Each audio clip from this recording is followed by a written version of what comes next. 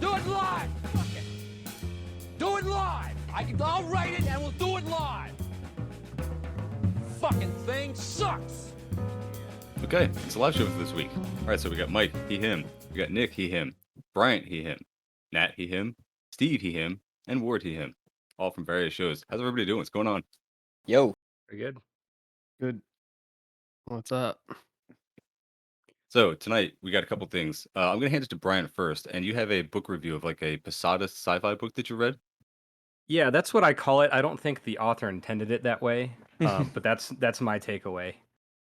So this is just a book I read recently and I thought was neat. So I'll give a little rundown. And oh fuck, hold on a second. What's it called, first of all? Because I can't actually remember the title. Yeah, it's called A Half-Built Garden. Okay. By Ruthanna Emrys, and it just came out earlier this year. And yeah, if y'all don't know me, I'm a big sci-fi nerd as well as being a car nerd and communism nerd and all that. So I'll just read the sort of blurb here. On a warm March night in 2083, Judy Walsh Stevens wakes to a warning of unknown pollutants in the Chesapeake Bay. She heads out to check what she expects to be a false alarm, and stumbles upon the first alien visitors to Earth. These aliens have crossed the galaxy to save humanity, convinced that the people of Earth must leave their ecologically ravaged planet behind and join them among the stars. And if humanity doesn't agree, they may need to be saved by force. So basically, it takes place in the future where humans have been trying to save the Earth from climate change, and the aliens come down and say, you guys aren't doing good enough. We can really help you out. But really, you just need to abandon Earth and live in space habitats with us. And all the humans are like, no, we like it here. We're doing good stuff. We kicked all the corporations out to their own little private islands, and we took over, and we're running things. And the aliens are like, no, we've seen this before. We've seen civilizations rise and fall. You guys are at that stage where anything could go wrong. So I enjoyed it. That's kind of, I don't want to spoil anymore. But it's like, I would call it, I mean, as a straight man, I would call it I don't know if my perspective is the greatest, but I would call it like a queer feminist sort of novel. But yeah, I don't know if we want to talk about it some more. Yeah, I like the idea of it. It's weird that they say that they've kicked out all the corporations and sequestered them off to an island, because that's a great idea. It sounds like at least a temporary solution. But the fact that the aliens would tell them that still isn't enough to solve the issue, it's like, it makes me wonder if it's a neoliberal framing and they're saying that they should have kept the corporations around to fix the problem. Like if this is like a hopeful Elon Musk type novel or something. But yeah, I mean, it's kind of interesting. Like the aliens, like eventually do meet up with the corporate people, and they're just kind of confused by them. mm-hmm. You know, the corporate. Is he breaking up for everyone or just me? He's breaking Yeah, up me for me. as well. Ah, shit. Well, what's up, Cosper? What's up? What the fuck happened? I don't know. You were breaking up a bit. Yeah, I don't know. My video fucked up, but y'all can hear me now? Yeah. Yep. Okay, cool. Yeah. So sorry, what were we saying? has anyone actually looked into Posadism? Oh, hell yeah. Can you tell us like a little bit about it? Because I only know about memes. If you want to just give like us and listeners like a little bit of description about it. Yeah, I was on another podcast about it a long time ago. Posadism is an offshoot of Trotskyism. So there you go. That's all you need to know. No, actually, he was given his like intro into the left by like an Italian anarchist in, I think, like Argentina, somewhere in South America, right?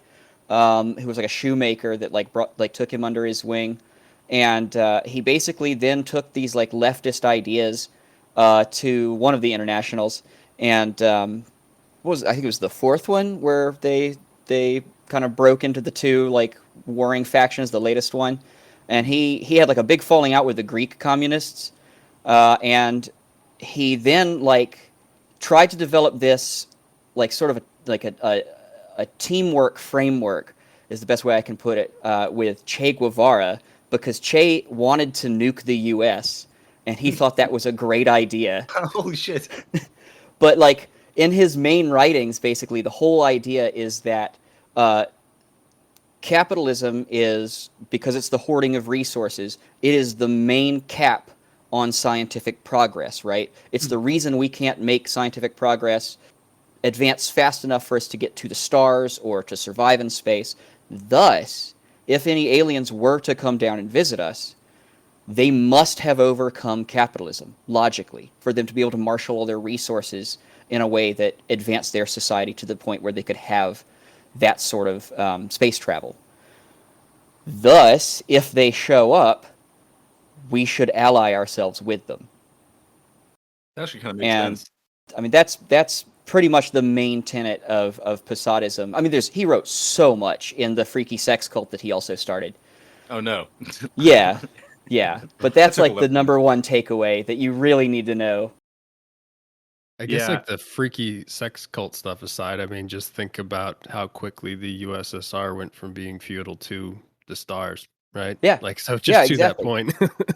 Which is funny because they did that under Trotsky's main nemesis. Right. Oh, Cosper's Yeah, mic is and working I now. know What's going on, there's a Cosper? Shit, sorry. what? I just want to say hi to Cosper because their mic is working now. What's up, Cosper? Yeah, what the fuck is up? Hey. Wow. Welcome. Yeah, but continue, Brian. Sorry. I was gonna say there's a good book that I haven't read. I've heard it's good. Called "I Want to Believe" by A.M. Gitlitz, Yeah. who's on the Antifada podcast about Posadism. And he, today it's kind of just a meme. Like it was an actual movement that turned into a weird sex cult. But yeah, like today there's a lot of just memes of like wanting the world to end in nuclear hellfire and then the aliens to come and save us with the aid of psychic dolphins. Because that was another thing that he believed in. Mhm. But yeah, I mean that's kind of the connection, I guess, to the novel is, just aliens coming to save us from our own mistakes. So was it generally like optimistic, pessimistic? I mean, without spoiling anything, like, because I think there is a need, and I asked that because I think there is a need for, like, to Nat's point, like some optimism about stuff. I don't know that I would necessarily agree with this outcome as being like potentially realistic or anything, but just from like the general sense of like needing like good, optimistic, like socialist, communist oriented literature to kind of combat like the capitalist propaganda that's thrown at us in every different form, right? So I just wish there was more of that kind of stuff. Mhm. Yeah, definitely. And I'd say it is an optimistic novel. If you want another one like that, Walk Away by Cory Doctorow is another good sort of, I don't know, I would call it a anarcho-communist sort of sci-fi novel. But yeah, there's a few of them out there Hell that yeah. are more hopeful. I haven't read fiction in so long. I gotta like read some more fiction. I feel like that would be a good way to escape from politics once in a while. I have to force myself if it's not comic books. Everyone says read Settlers, and I started reading that, and it's super weird right now. I don't know if it's a good book or not, but it's interesting at least. Yeah, I mean that's another one I've always put on my reading list, and then I hear like people suggest that it may be some kind of psyop. I don't know. Yeah, I'm not sure if I'm the target audience for it, but like, Isn't I that don't the know. book that Ghazi always quotes? hmm Yeah, that's why I Yeah, say I'm not so I sure think about that it. it speaks for itself. If Ghazi's quoting a book, you probably don't need to check it out. I'm just saying. I if mean, it Cosper is tells like us a that we good. don't want to read something, then Wait, what'd you say? if you're telling us that we don't have to read something, then I'm going to trust you. Like you read everything. Yeah, please do. Settlers is just not. I mean, obviously, I think Ghazi does some bullshit with it, but for those who are familiar with Ghazi, I forget if he's in prison now, but yeah, I don't know how much y'all are into Black Hammer. I'll let that slide. Yeah, Settlers. Sorry, Brian. What were we going to say? I was just gonna say, so far it's just a really depressing history of Native American genocide, which I don't know. Maybe there's better sources to read on that, like 1491. That's an interesting one, or I don't know, Pretty much any Howard Gerald Zinn. Horn. Yeah. Yeah, I might be wrong, but I'm pretty sure Settlers is the one that is like the basis for the argument that like in imperial core countries, there's no such thing as proletariat. Yeah. He started saying that, and I'm like, I don't know about that, but I mean, I guess there is an argument, but I don't know. Yeah, I could kind of see where you could come from with that because even if you are a working class person, you're still benefiting from global South labor in some way. But like, there's definitely some fucking exploited people here. That's for sure. Yeah. Yeah, I mean, I haven't read it, but it seems like what you could classify workers in the imperial core as just labor aristocracy. If we're going by like a pure Marxist like relation to production, Yeah, get vulgar with it. you know, but on an international scale compared to other workers, we would be the aristocrats. Yeah. Like there's that infographic, it's like a map of the world where it's like, if we redistributed all the wealth in the entire world, like how much everyone's living standard would rise. And even in the US, like the average person would be making more money if we just want to reduce it down to that. Mhm. Like I think some European countries would be losing out, but like That's fine. on average, yeah, everyone would be doing better. So that tells me that there's exploited people here. Another good one for history of like indigenous peoples is an Indigenous Peoples History of the United States by Roxanne Dunbar Ortiz. Okay. Yeah, maybe I'll check that out. Hmm. Did you guys want to move on to the next thing? Sure. Cool. So I guess the next thing is I wanted to talk about this Newsweek article that I just found out about. I guess it has been around for a while, but it was news to me, and it was about this secret undercover army of like 60,000 people that apparently the Pentagon is running. And I mean, just to give you like the points from it briefly, it's just tons of undercover operatives. It dwarfs the size of like the CIA and even like their clandestine programs that we know about or whatever. And they admit that it's involved in like North Korea, Iran, like every country that the US is hostile towards, inside the US, countries that the US is friendly towards. It's not an exaggeration to say that they have people everywhere. But they don't actually say like what their goals are, like what they're trying to do. The program is called Signature Reduction.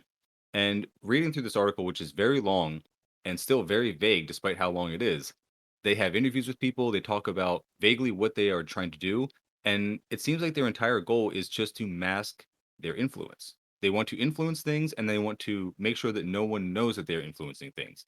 They go to great lengths to have secret identities that all have very long traces so that you think that they are real people, including like social media accounts with friends that also have like trails that look like real identities that aren't real people. And it goes very deep. It's like really weird, but again, you're just left as the reader to guess what it is that they're trying to actually do and accomplish with all this. And for us, I feel like we kind of have some ideas as to what the US is up to and what the US's goals are with all of this. But yeah, I mean, it's funny to me. I'm just trying to imagine saying this to a liberal, and it's like, what is the defense of any of this? Like, what is even the ostensible, reasonable defense for any of this? Because it used to be decades ago, it was like, oh, the U.S. is the bastion of freedom and democracy in the world, and now people don't even seem to believe that. And now the only defense is like, oh, well, every other country is doing it too, so therefore, it's okay. It's like, I heard somebody throw out the national security deal on like something adjacent to this a couple weeks ago. So they're still out there saying that kind of shit, and I just kind of like laughed. But yeah, I mean, I think people are getting more disabused of the notion, but I don't know. It's still out there, amazingly. yeah. But I don't have I mean, a what's ton on wild it. to me about this, like, sorry, but like you mentioned it, is like I'm looking at it now. It came out in what 2021, and it wasn't everywhere. Yeah, this is the first I'm hearing of it. I mean, like a week ago. Right. It wasn't blasted out all over. Like there was no outrage on either side about it. Like I don't know. Yeah, and I mean, I don't know what the implication is other than just to be even more paranoid. It's like all the times when we're hanging out in Discord or in the group chats or whatever, and we make some kind of jokes about the FBI agents being in the chat with us, or who's a Fed and who's not a Fed, thinking that we're joking about being paranoid. It's like you really can't be paranoid enough. This really is insane. And anybody who thinks that the U.S. is not the most authoritarian dictatorship in the world, I don't know what to, like. Yeah, if this isn't a surveillance state, I mean, if this doesn't describe the apparatus of a surveillance state, like, Right? It absolutely is. There's Like- more facial recognition cameras in the U.S. than in Yeah. China. Like, Absolutely. Please shut the fuck up about the Great Firewall. I don't give a fuck. I would kill to have something like that just for my personal internet usage. Just to keep U.S. propaganda away from me. Yeah, I mean that's basically what a pie hole is, right? But like ads. I mean, I Yeah, don't know. but I mean, You what is might be able capitalist? you might be able to like tune out like propaganda too. Like you Well, could yeah, but I mean, like, what is? manually block New York Times and shit like that. Oh, and that sucks because I actually have like a bunch of GitHub things that let me go extra deep into the New York Times for free because I have to, and I hate it. Sounds like now's a bad time to tell y'all that like this is kind of my squad that I've been rolling with since 2012. What? Just been reducing signatures everywhere, huh? Yeah, no, I mean it's pretty tight. It's like what 15 cents a leak. So I don't know. You should look into it if you got some downtime. It's kind of like truck driving, but you're just like going to communities instead. Yeah. Got a good commission program, sounds like, though. That's pretty sweet. Yeah, What a no, side hustle. it's pretty sweet. Yeah, It it's was, like the it was like Uber. this or DoorDash exactly. I just chose to infiltrate communities for whatever it's worth. It's interesting. I take it like an anthropology class, kind of, but I get paid for it. Are you getting your steps in? Yeah, I mean, I get my clicks in. I'll say that. Let me read a little section of this here. So this is a little section called "The Secret Life of Jonathan Darby" from this article, and they say every morning at 10 a.m. Jonathan Darby embarks on his weekly rounds of mail call. That doesn't make sense. Every morning at 10 a.m. Jonathan Darby embarks on his weekly rounds. You do your weekly rounds every day, bud? That doesn't make sense. Just Tear them already. apart. Come on, Newsweek, do better. Get him, Mike. New asshole. Darby is not his real name, but it is also not the fake name on his Missouri driver's license that he uses to conduct his work. And the government car he drives, one of a fleet of over 200,000 federal vehicles owned by the General Services Administration, is also not registered in his real or his fake name, and nor are his magnetically attached Maryland state license plates really for his car, nor are they traceable back to him or his organization. Where Darby works and the locations he visits are also classified. So what Darby- happens when a pig pulls this motherfucker over? Well, that's the thing, that like all his stuff is verifiable. Like that's what was really mind blowing, and they will get to it in like I think the next paragraph. But they say that like all of this requires hold on, I'll just skip to it. To register and double check the authenticity of his daily take, Darby logs into two databases: one, the travel and identity document database, the intelligence community's repository of examples of 300,000 genuine, counterfeit, and altered foreign passports and visas, and the other, the Covert Acquisition Management System, a super secret register of false identities where the quote mechanisms used by clandestine operators are logged. For false identities traveling overseas, Darby and his colleagues also have to alter databases of U.S. Immigration and Customs to ensure that those performing illicit activities can return to the United States unmolested. For identity verification, Darby's unit works with secret offices at Homeland Security and State Department, as well as almost all 50 states in enrolling authentic quote mechanisms under false names. A rare picture into this world came in April 2013 when an enterprising reporter at Northwest Public Broadcasting did a story suggesting the scale of the secret program. His report revealed that the state of Washington alone had provided hundreds of valid state driver licenses in fictitious names to the federal government. The existence of the confidential driver license program, as it was called, was unknown even to the governor. For the internet, Darby says, before a local cop or border guard was connected to central databases in real time, all an operative needed to be undercover was an ID with a genuine photo. These days, however, especially for those operating under deep cover, the so-called, quote, legend behind an identity has to match more than just a made-up name. Darby calls it due diligence, the creation of this trail of fake existence. Fake birthplaces and home addresses have to be carefully researched. Fake email lives and social media accounts have to be created. And those existences need to have corresponding, quote, friends. Almost every individual unit that operates clandestinely, special operations, intelligence collections, or cyber, has a signature reduction section, mostly operated by small contractors, conducting due diligence. There, they adhere to what Darby calls the 6 principles of a signature reduction: credibility, compatibility, realism, supportability, verity, and compliance. So this shit goes, and it's funny that you asked that question, Nick, because they answer exactly that. Like, what if he gets pulled over by some local cop? Like, yeah, He's covered. Good lord. yeah. So yeah, My first thought is like, for sure, these people are using this to like run drugs or something, right? I mean, the like, CIA always Probably. is. On top of so many other things. Right. Yeah. I mean, never mind like the nefarious spying stuff. Just doing CIA shit, I'm sure. Yeah, human trafficking. I mean, anything you can think of, I'm sure. This just facilitates it. Right. Yeah, especially now with countries that like don't have like very good data privacy laws. Like as soon as you land, they'll take your shit and fucking pull all the data off of it. And so all that traceable back history that's looks credible, like it's important for that. Yeah, I mean, that was really the most interesting part of it for me was how deep they can go with this and how much they can just fake all these identities. It's like if you thought that like the capabilities were limited in any way, they do have a picture of a shoe tracking device down here. I don't know if you saw that. It's pretty funny. If you scroll down a little further, um, yeah, it literally just looks like the old thing from. Oh my god, you guys are all too young for this, but there was an old show called Get Smart. And the Oh guy had yeah. like a shoe phone. I know that one. It looks just Yeah. like it. Ridiculous.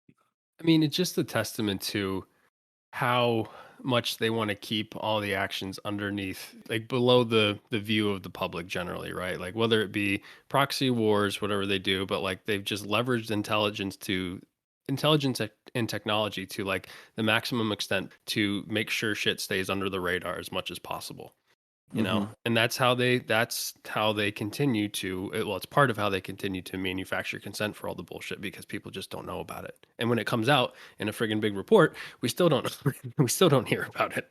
Because nobody fucking reads. Yeah. I find it funny here how they kind of end this article. The last section is they say signature reduction is a term of art. And the first part of it's kind of boring, but they say befitting how secret this world is, there is no unclassified definition of signature reduction. The Defense Intelligence Agency, which operates the Defense Clandestine Service and the Defense Cover Office. I've never heard of either of those. Have you ever heard of the Defense Clandestine Service or the Defense Cover Office? Like, how mask off is that shit? Jesus. But you know what? I picture like the guys working this and like, running all these different databases and things like that is like the Mr. Incredible meme, like typing on a Yeah. computer, just like all burned out. Like those are the kind of guys actually managing all the data in the background, just totally fried. Well, that's the. Has anybody here read JFK and the Unspeakable? Mm-mm. Really fucking fantastic book on the JFK assassination.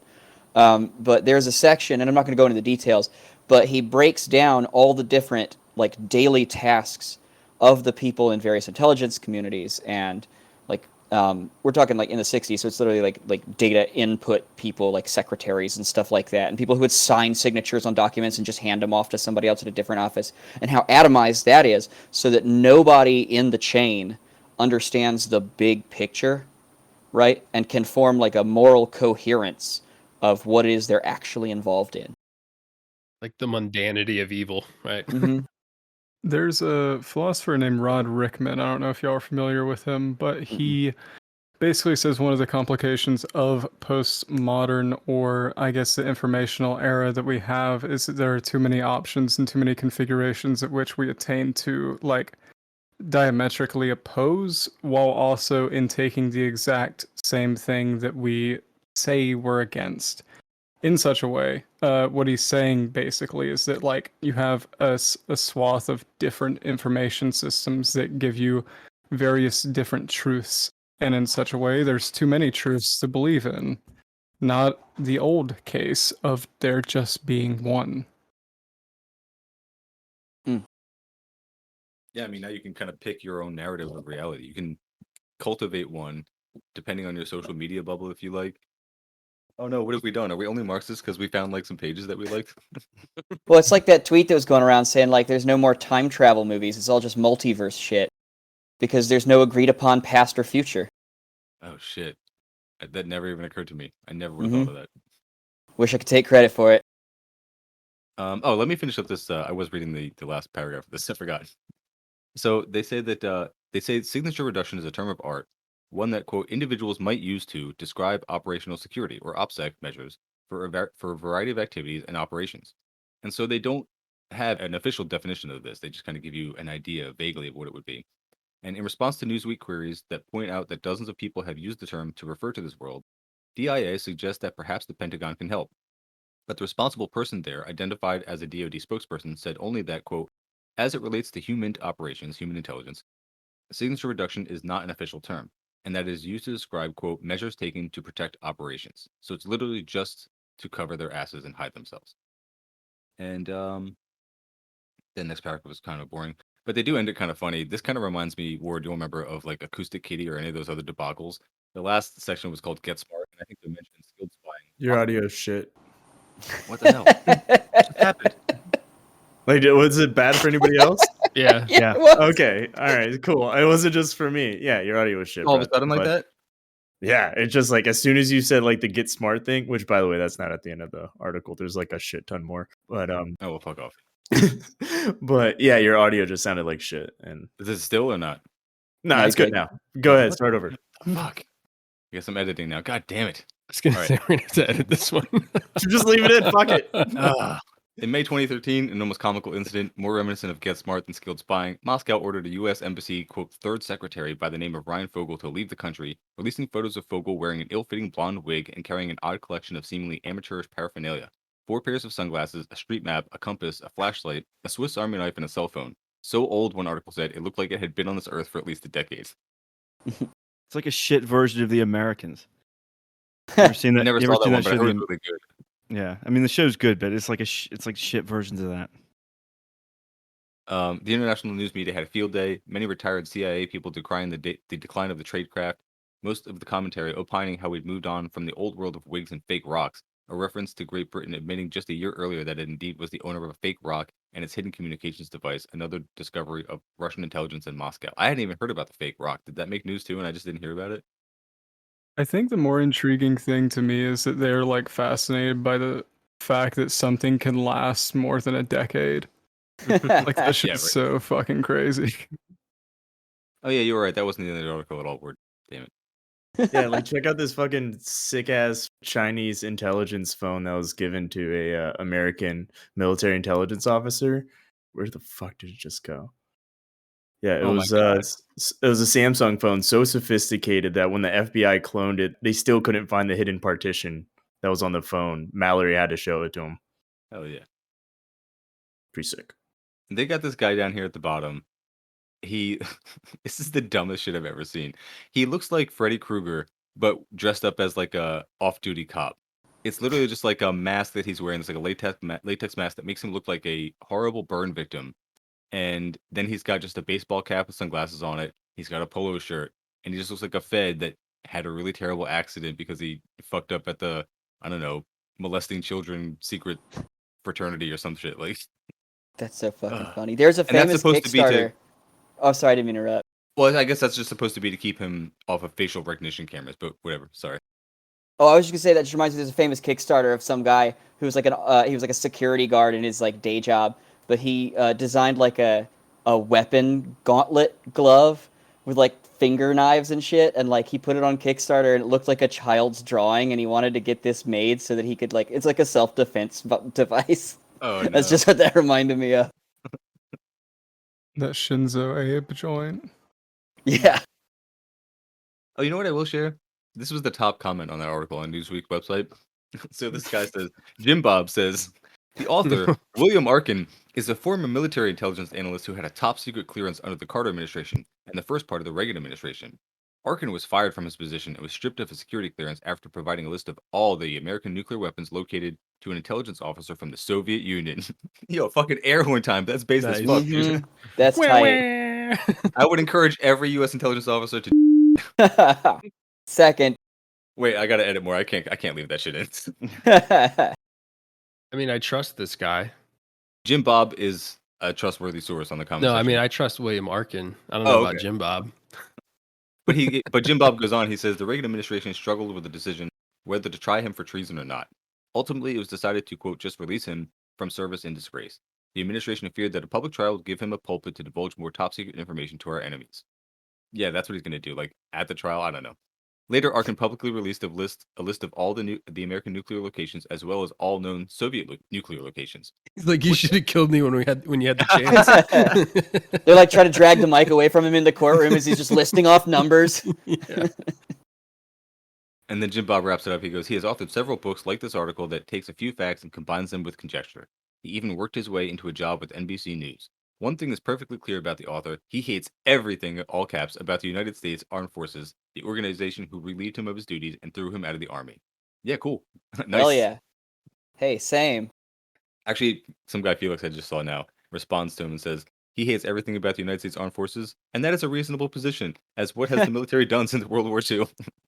They fought some 200 conflicts in which upwards some 20 million have died. It was all for Empire and Wall Street. None of it was for defending the country. Yo, based as fuck, Felix. Where have you Yeah. been? Yeah, Comrade base. Felix. Come on the show. Hell yeah. I think that's about it. I mean, I'll put the link to the article obviously in the show notes, and if anybody wants to read that, get more in depth and get even more paranoid about your time on the internet. But yeah, I mean, any qualms you have about the internet, if when you think Reddit is a psyop and 4chan is a psyop, it fucking is. Like all this shit is a psyop. Like, and not only that, like so is your workplace. So is everyone that you fucking work with. Nick probably knows this story, and I mean, you can cut this out if you want as well. But my best mate, he's a lawyer now, and he was in Russia, and his housemate was an American, and her sister worked for a government agency, and her job was basically to get a fake identity, go to a country, and learn everything she could about that country and report it back. And like, she basically had a fake job as an accountant in Sweden. What the fuck do we need to learn about Sweden? Yeah. But anyway, she was there, and Putin's government tried to flip her and get her to work for Russia, and then they found out that my mate's apartment was bugged, and they'd been like tracing everything he did. So then that house, like all of a sudden, while he was at my wedding, his housemate just disappeared, and he was like, "Where the fuck did she go?" And she ended up calling him when she was back in the States and told him the story. But that's like a prime example of just weird shit that our government does. Whoa. Yeah, dude. That like is like the craziest story anyone's ever told on the show. Are you shitting me? Like, No, that happened. oh my That's god. our 6 degrees, or That's rather crazy, less. dude. That's nuts. Yeah, I'm not sure what else to respond to that way. I mean, speaking of psyops, I guess we could talk about Dark Brandon if you guys want to. Hell yeah. I mean, He's that's what I watching like us, best. though. Just the concept of Dark Brandon. Like, what does everybody think about that? Because, like, for me, I'll just start off and say, Dark Brandon seems like if it didn't start out originating from the top, if it didn't start out as a psyop to like, as like a DNC attempt to go viral and like get people on Joe Biden's side and go out for the midterms, then it certainly was picked up that way. And it's funny because I wanted to talk about this days ago, and then just this morning I listened to the most recent Antifada episode, and they talk about Dark Brandon, and they actually go a little more in depth. Like they actually are professionals, and they did some research on it, and they found out like what the origins of it are. And apparently, it was just that like somebody tweeted at the White House press secretary. I can't remember his name because it's not Jen Psaki anymore, and I just don't give a fuck about the White House. But they tweeted at this guy to like pick up this motif that somebody had tweeted about that they thought would be useful for Joe Biden to adopt, and it was like the Dark Brandon thing. And so then, very soon after, they just ran with it. Like the White House was going with this Dark Brandon thing, and you can tell like that seems to be where the whole speech with the red lights and the soldiers behind him. And it's like it's funny because it's getting on that like emotional thing that is politics in America now, like which Trump has just kind of rested on for years. But because there's no material basis behind it because it's liberals, it just doesn't kind of ring true. I feel like Democrat voters and people who already know that they're going to settle for Biden are really desperately trying to tell themselves it's going to be cool and that he's like based as fuck somehow in like a secret way. And it's like, you guys all know nothing cool is happening after these midterms. You know it. Yeah. From a really petty place, I do like to see like the MAGA people squirm a little bit and get like all whiny and crybaby about it. You know what I mean? Like, oh, this authoritarian like coming for us. Like, it's pretty funny because like as we know, none of that is actually going to happen or anything like that, right? But it is pretty funny from that perspective. But I'm with you, Mike. Like, I thought it was kind of funny at first because I thought it was like I really thought it originated from some like ironic lefty online that was just making fun of it, and I was like, all right, that's kind of funny. But now they've ruined it too. So. Yeah, that's what I thought too. I admit I don't really know a whole lot about this whole thing other than a bunch of libs are being cringy online. But what else is new? To me, it seems like a watered down, hollowed out, paved over version of that like really niche meme from a long time ago, the punished Bernie. Does anybody remember that from like Metal Gear Solid 5 where they like had the fucking bone sticking out of Bernie's head and the eye patch and like tried to make Bernie seem cool and like Episode art. yeah, right. Like I feel like that's sort of where this probably had a little bit of a spark from.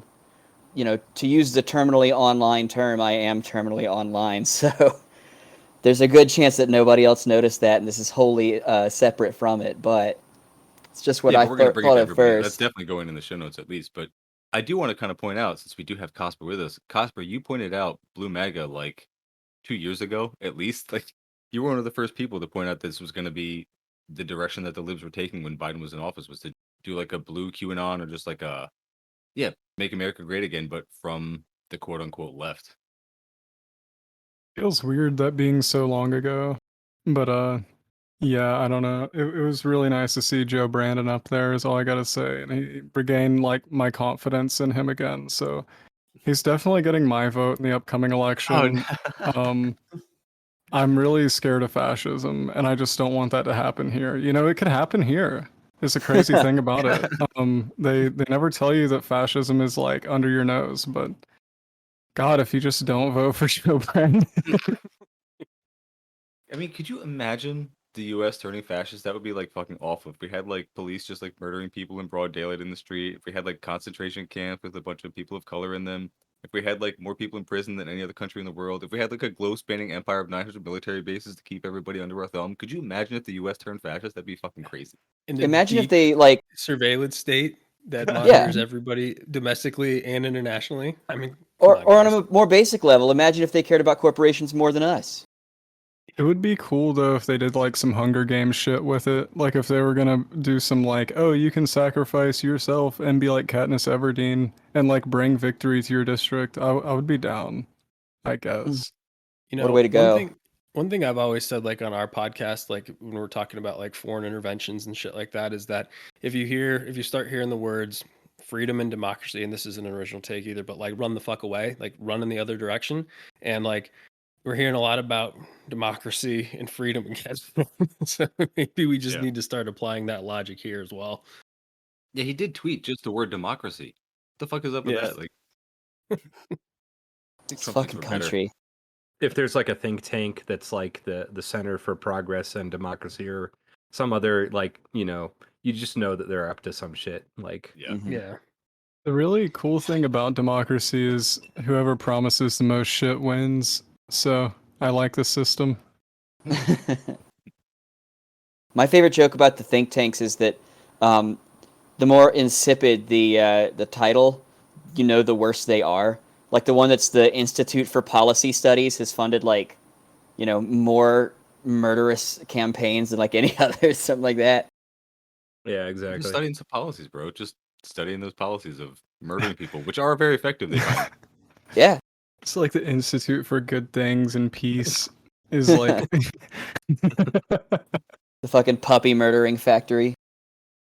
I guess like my whole take on the Dark Brandon thing is just I'm really just disappointed. It's like if you're doing what we're doing with Dark Brandon, which is like you're using it to like piss off a bunch of chuds because they really are genuinely scared of like what Biden's gonna do, like he's gonna take their guns for real. It's like, bro, the fact that you believe that, like you're gullible as fuck. Like that can't happen in this country, but I'm going to dunk on you anyway for thinking it, of course, because that's funny. But like, I'm not gonna fucking vote for Democrats like ever. I'm not gonna go vote in midterms. You shitting me? Like, no.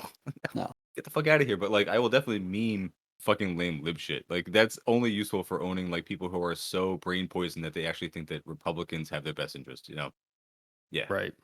Other than that, it's just annoying. And it blows my mind that anybody could be bought for so little. Like if you already were going to vote for Joe Biden and now you're using the Dark Brandon thing and the $10,000 he gave you to justify it because you're like, oh, this is actually materially helping people. This is making go fuck yourself. Self, you fucking cuck. You are a class cuck, and I'm disappointed in you. If you are satisfied with $10,000 in this fucking country, it's like that's disgusting to me. You get bought for so little, you fucking submit for that. You're gonna go vote for $10,000. It's pathetic. It's pathetic.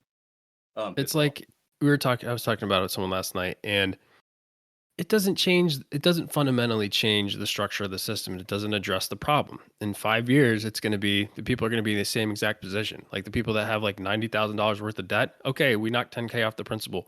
Cool. That interest is going to start accruing again. Mm-hmm. I didn't realize also that most of that debt was held by the government. For some reason, I thought that most of that debt was held by private corporations and they were the ones charging the interest. But no. Most of it is held by the government. They could just wipe it all away. They could I just had say no no. idea. Like it's not like they even have to like tell a corporation to go fuck themselves, which is very impossible for the government to do. They just They have hit to delete. just wipe They it hit away. fucking delete in a spreadsheet. That's it. That's all funny money. And it's turning out that there's like all these hoops you got to jump through to get even that $10,000, right? That started coming out. Like most people apparently like aren't even getting that thought they were. It's just funny Yeah. though, because like what does he do? He does that, right? Like the 10K, and then like there's the Inflation Reduction Act, and now it's like the rise of like.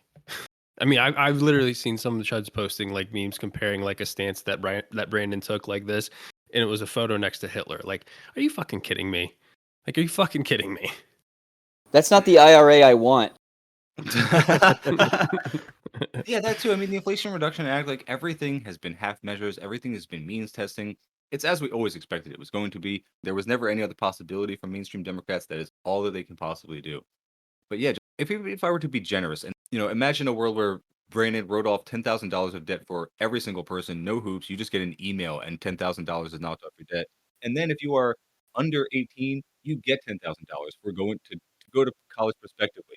That still wouldn't be enough. I would still be fucking insulting you. I would still be saying fuck you for voting for Biden if that was enough to buy your vote. Like that's disgusting to me. Like you should be getting everything. Like we control this shit. You just have to actually take it. You just have to want it. Yeah. Like, thank you very much. Go fuck yourself. Like, Yeah, and I think it was like North Carolina is gonna tax that debt relief also. Really? Like they're gonna Christ. No. they're gonna put taxes on imaginary money that went away. Really? Yeah. Oh, God. Of course. Listen here, Jack. The LCL pool is going to bring about the Green New Deal, and Corn Pop was my friend back in the day, and we used to pile the Evas together, even though I was white and he was black. I mean, it was the other way around, but you get the picture, man. That's my opinion on Dark Brandon. Is generally that it's just like a funny thing to do to someone who's that old to pump them full of whatever the fuck he's on cocktail wise. They've got him on It's some just good like- shit lately. They've got It's him on just some good something shit to lately. do. You know what I mean? Like that's the thing about electoral politics at this point. I mean, me and my partner have talked about it. Is like I care when it feels like a sport. That's when I'm interested. When it Right. feels like I'm cheering like just some like weird idea of something on, it's fine. I don't even care if that Marjorie Taylor Greene clip wasn't her. It's just funny regardless. Like it's fucking hilarious. It's very cringe, but it's still Are you funny. talking about the American Idol one? Yeah. That one, God. And the same thing with the DPRK clip playing the Rage Against the Machine song. I don't care if it's fake. I like it. Yeah, it's Like, very fuck good. the fact checkers. Like, fuck Snopes. Like, I don't care. Fuck Snopes for like- multiple reasons. Yeah, no, but like that's the vibe. It's like, actually, that's not actually her. It's like, who fucking cares? This is really funny. You think that like misinformation has ever stopped the right? Come on. Yeah, Sorry, absolutely. Sweaty, it feels like her. That's what I was saying. Like the other day to somebody, it's like, yeah, misinformation doesn't stop the right from producing all this propaganda. We could produce the exact same propaganda with these like maximalist demands, but we'd also have correct facts. Mm-hmm. We just don't have the fucking backbone to do it. Like, I don't know. I mean, I do know why. It's because there's no actual left in this country, right? No left with any power. But like, if we did have that kind of power, if we had that kind of get up and go, we could make this same ridiculous demanding propaganda. That Pete Seeger reference with the get up and go. I love living in the country where the people who want to put minorities in camps use every tactic available to them. And then the people who want to give everybody health care and free college are like, no, we have to stick to the facts and we can't use any underhanded or dirty tactics. That would be wrong. Like, give me a fucking break. Yeah. Right? Unless anybody has anything else, I mean, we could wrap it up early. We don't have to do the full hour. We can also have a shorter episode, but I'm out of topics. I'm out of banter. Anybody else got anything they want to talk about? Oh, you know what we should fucking at least mention? I want to wait till Rad Left Dad comes on because he's going to come on, but I'm going to fucking mention Comrade Broccoli / Yeah. Sunshine Pancakes Boulevard, or whatever the fucking cringe name they got now. We should at least just have a fucking take and call him out because Rad Left Dad, poor guy, he has decided to just bear this cross and he is going through it, like just calling this page out. And you know what? Good on him for doing it because I'm over here calling out fucking Gabs, like Infragabs, who's just like a patsock turf with like 400 followers and like nobody gives a flying fuck about this person. And I'm posting in my stories about to call him out for being an idiot.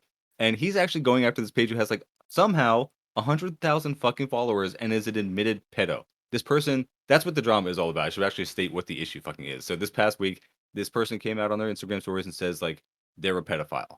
They just flat out admit it. They just say that they are a pedophile and they expect people to like be okay with it because they say that they are a non-offending minor attractive person or whatever it is. So they know that they have a problem, they're attracted to minors, and they're going to get help for it, and they're not going to offend. And I'm like, if that is the case, I don't know. I mean, I don't like it, But I guess the better option is if you know that you're attracted to minors, you should fucking get some help immediately. And I don't know, like the whole going public with it on your Instagram page unless you're trying to normalize it. Like it Mhm. seems like something you Exactly. should just like keep to yourself unless you were trying to make it like a valid sexuality, which it never fucking will be because you are required to like do something to minors who by definition cannot fucking consent. So you are just trying to normalize rape. Like go fuck yourself. That's not going to happen. But Mhm. yeah, I mean that seems to be the direction that this person is going. Is they're trying to normalize it, and they're using like the same kind of language that valid people have tried to use to stop being discriminated against. But I mean, I think I made my stance pretty clear. Like, if you are a person who is attracted to minors, I don't care what fucking term you use. I'm gonna call you a pedophile. You can call yourself a minor attracted person, whatever. I don't like that because it seems like you're trying to normalize it. But if that is the case, go get some fucking help. And then don't like. I don't see why you need to talk about it. I don't see why I need to know about it. I think you should just go keep that to yourself and get some help and never touch anyone because you're fucked up. Like, And stop trying to associate yourself with the LGBTQ community because they don't fucking Yeah, want you either. and the left. Yeah. Let's just that. When I was in college, what we used to do was we wait until like we knew people were in their dorm rooms, and then we'd zip tie the trigger on a Febreze can and throw it into their dorm room, right? And like that's exactly what this. Besides trying to normalize like the pedophilia and associate it with the left and all that and the LGBTQ plus community, this is also like that, but into left spaces. It's a zip tied Febreze can. It's a firecracker. It's a division tactic, right? Or a distraction tactic, I should say. Like it is there to make us just worry about this as well as other things when we shouldn't fucking have to. You know what I mean? Just like, yeah, Mike, you're right. Like, get help immediately if you feel this way, and don't cynically push an agenda by trying to associate yourself with, nominally progressive movements. I also think that it may be a psyop just for that reason because it gives 100%. ammo to the far right, and because they have so many fucking followers. And like, what? Sorry, Brian. I know I'm interrupting. I'll let you go. But like, the one thing Red Left Dad said was that he was kind of proud that they had lost like 12,000 followers out of like 100 something that they had. I'm like, how do they fucking have any? How are you still following the pedophile page? Like, what the fuck is wrong with you as a follower? But go ahead, Brian. No, I was just curious. I know that you had mentioned that you were going to talk about this, and I totally forgot to look it up. But who is this person, and why are they So I famous? guess And the page is Sunshine Pancakes Boulevard, BLVD, and it used to be Comrade Broccoli, and then it was Renegade Broccoli, and I was pretty proud because I mentioned the group chat to you, Ward. I had blocked this person like months ago, simply because they just said something about tankies. They just said like tankies are Yeah. bad or whatever. I'm like, that's all I need. I'm blocking you. I'm blocking anybody who comes at me from your page. I can't take anybody seriously who uses tanky unironically as like a slur or whatever. Like, but Yeah. yeah. And then I found out about this shit. I'm like, oh yeah, now I feel justified. Yeah, they've been an anti-communist, like leftist page for years. That's how they've accumulated all these followers. Comrade Broccoli was around like when I first started getting on Instagram, like years and years ago. Right?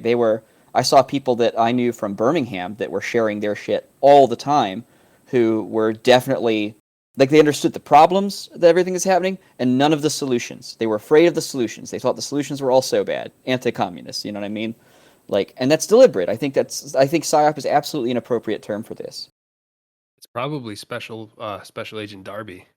Yeah, It probably is signature reduction, to be honest. I would not be surprised in any way. or at least some of the followers.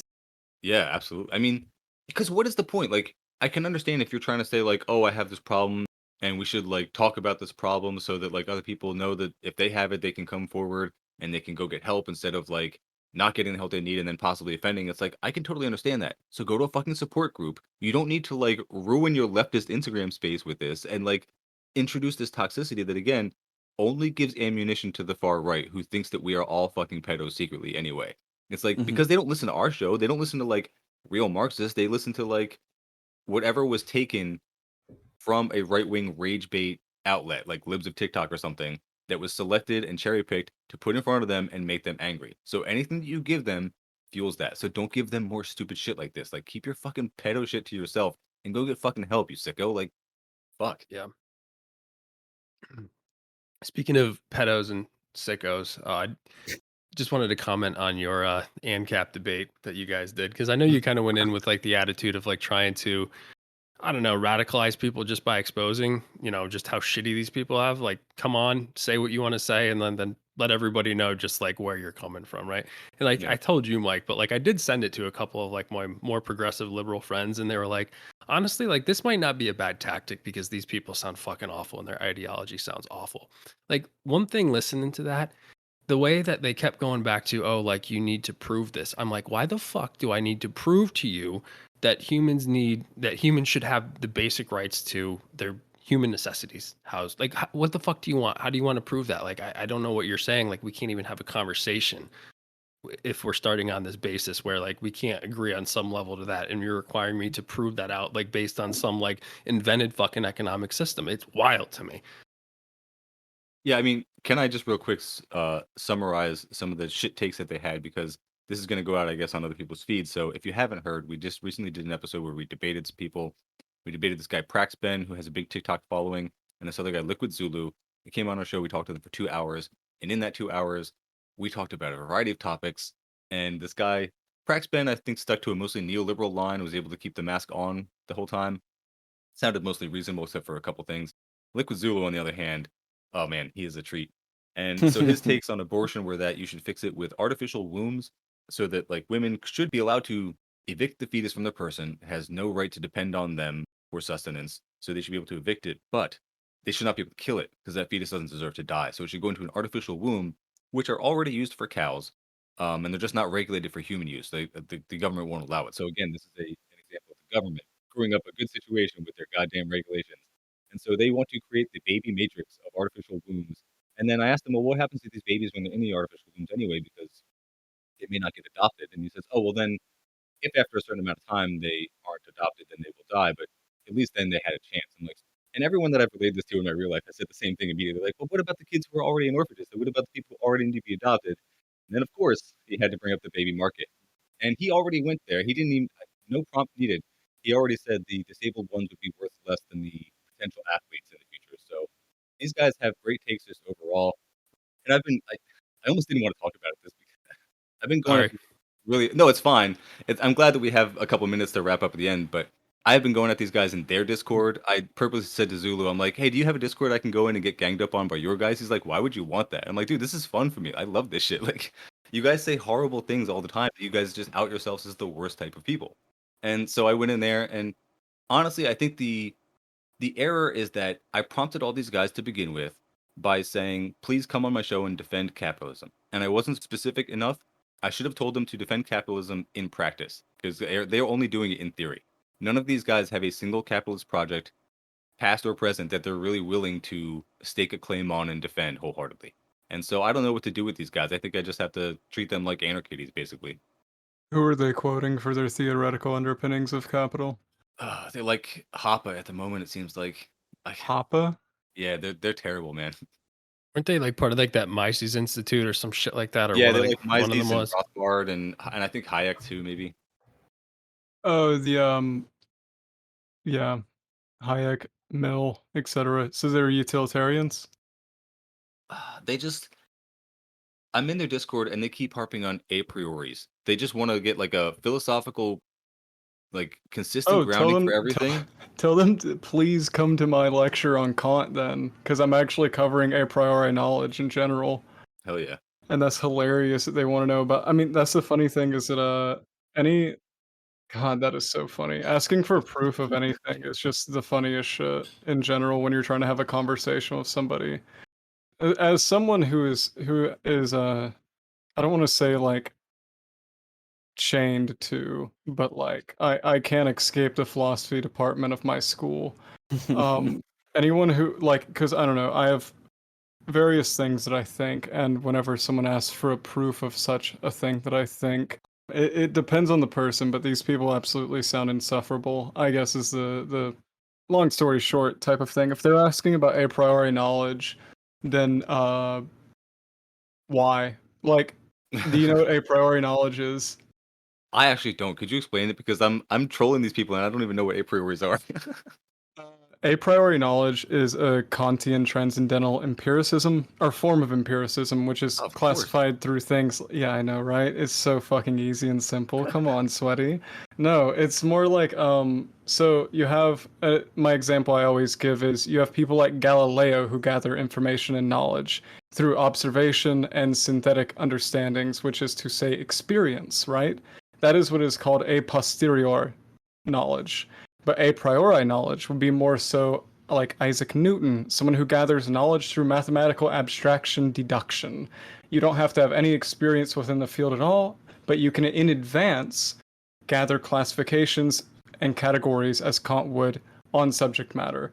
The really interesting thing that you could have pushed back on them is saying, like, it's really, and this is something I've been working on, is that it's really interesting you bring up a priori so often, as it's a facet and a tool of capital to use a priori knowledge, which is the assumption and generalization, thus creating a categorization of advance in experience to create a systematic racist view of a colony.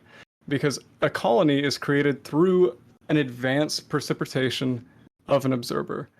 It's interesting, but I don't know if they would have been willing to go down that road or even understand what a priori knowledge is in the first place, because most people who talk about it do such as a means of sounding knowledgeable and at the expense of like perverting the ideas at which Kant aspires to claim like usefulness for. I've met very few people, especially those who believe in capitalism wholeheartedly, who understand fully the intentions of something like a priori knowledge or Immanuel Kant to begin with.